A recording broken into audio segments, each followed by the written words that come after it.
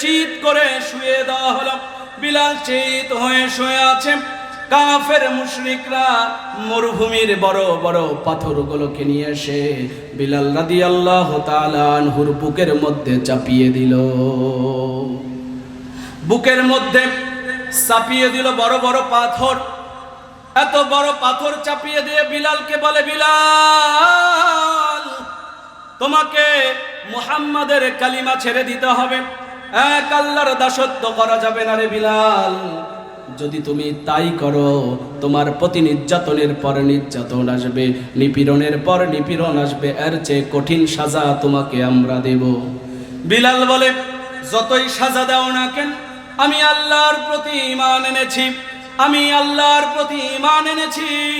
আমাকে যদি তোমরা মারতে মারতে মেরেও ফেলো, আমি এক আল্লাহ ছাড়া আর কারো প্রতি দ্বিতীয় ঈমান আনতে পারবো না। আল্লাহু আকবার।